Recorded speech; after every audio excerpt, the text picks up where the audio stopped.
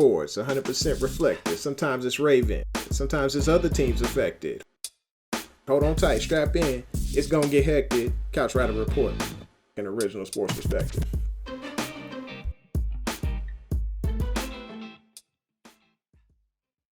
Welcome back to the home of original sports perspective. From our couch to yours, this is your host, Jermaine Lockett, the Couch Rider Raven. Hey, I appreciate y'all coming through. For those of you who just subscribed, you just made my day. For those of you who are new here, hey, we got to pass that collection plate around. Please hit that like button, hit that subscribe, and smack that bell so you know when it's going down. I mean when I'm actually going to post next. You'll get that notification. I need you. We trying to hit 1,000. I'm trying to retire up in here. Anyway, this ain't about me. This is about a couple of players that I'd like to talk about today. I know NFL Network and CBS and all them, they got this covered, but I just wanted to just chime in on it for a second. The guy who I think is more than just a special teamer, Justice Hill, he is season-ending injury, Achilles injury. So I wish this guy the best. I really hope he's able to come back and do big things. It really sucks when you look at a guy and you're like, hey, this guy is explosive. He can do big things. And then this happens to him. It's tough, man. It's tough.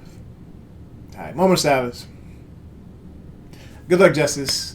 I'm not going to talk about the running backs because, you know what? I'm not a Le'Veon Bell fan. I'll let NFL Network handle all that business, and I'll let CBS Sports and whoever else wants to talk running backs, cool. Y'all do your thing. Right now, what I want to talk about is how we get back here. I got this shirt on for a reason because I'm trying to speak it into existence. We need to be back to the champions of the division. And how do we get there? We got to have a really good week one. And who is going to take us there? But Rashad Bateman's hurt, folks. He's down. He's down, folks. At least until week 4. But, of course, what does Lamar do? What is Lamar going to do without Rashad Bateman? Well, I think he's going to be in pretty good shape. What has Lamar always done? He goes to his tight ends and he goes to his best friend, Hollywood Brown. And you look at the Ravens' history on week 1. They've been tearing it loose against opponents in week 1. The last 3 seasons, now, of course, Lamar was only there for 2 of those to start with. Well, the last 3 seasons, they had 144 points scored versus 19 from their opponents. That's 3 games they scored 144 points in week 1, the first game of the season. And then the last 2, they scored 97 to 16. So you got to look at just how amazing the preparation is when it comes to their opponents. They know them in and out when it comes to that week 1. Chuck Clark said, hey, the second they get the schedule, they're looking at game tape, they're looking at film, they're looking at whatever they can, YouTube videos, all that, when it comes to their opponents because they want to be prepared as best they can. Know your opponent, folks. One of the people who know their opponent very well is Hollywood Brown because when it comes to that week 1, the last 2 seasons, this guy's had 247 yards and 2 touchdowns combined in the last 2 seasons, week 1 game. Very impressive. I think he can do it again. Do you? History says yes because of just this routine of what's going on with Hollywood during the offseason. So he turns up in his training, and then he comes out to camp, doesn't participate in camp because of injuries. At least that happened during his rookie season, and it happened in this season. And then for some reason, he just comes out during week 1 because he said he's taking mental reps, and Lamar said he's locked in, or at least he said Lamar's locked in. And then he comes out there and just explodes on the scene and just tears it loose. So last year he had 101 yards against the Cleveland Browns, and the year before he had, I think it was 147 yards and 2 touchdowns, just tearing it loose. Now the downside to that is after those games, after week 1 last year, he didn't have a 100-yard performance the rest of the season. So I'm hoping he's able to turn up and stay consistent versus dropping down in his performance. And then the big question is the Las Vegas Raiders. Who's going to cover them? What's the defense going to look like?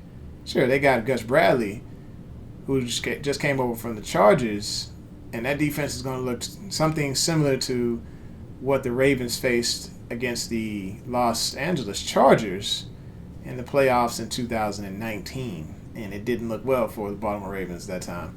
So I'm wondering what type of schemes they're going to have to be able to lock down Hollywood, or who's going to do the locking down. Do they trust Nate Hobbs? Is it going to be Trayvon Mullen? I don't know.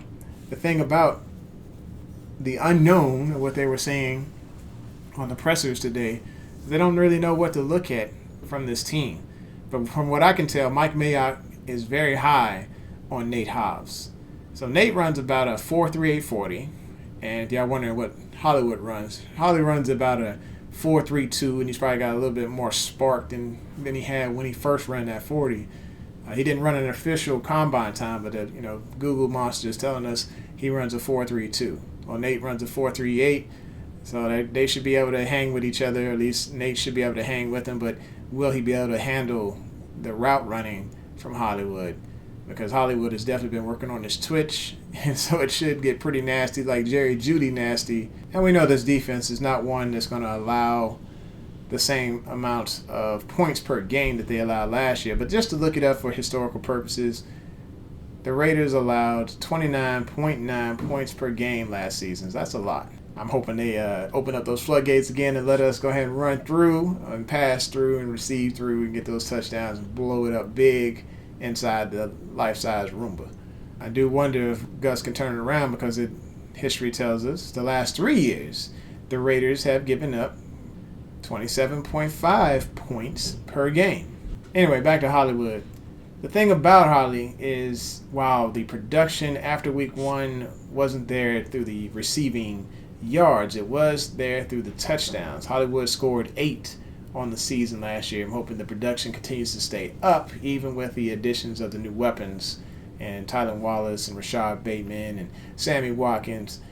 They're going to ball out, folks. It's going to be fun to watch. I'm hoping Lamar airs it out and does his thing. And I'm hoping that Sammy Watkins turns out to be the chess piece that the Ravens need to make it past the division round this year. This is the home of Original Sports Perspective, from our couch to yours. Thanks for tuning in. I'm your couch writer, Raven. Make sure you hit that like button, hit that subscribe, and smack that bell so you know when it's going down. 2 claps, fade to black.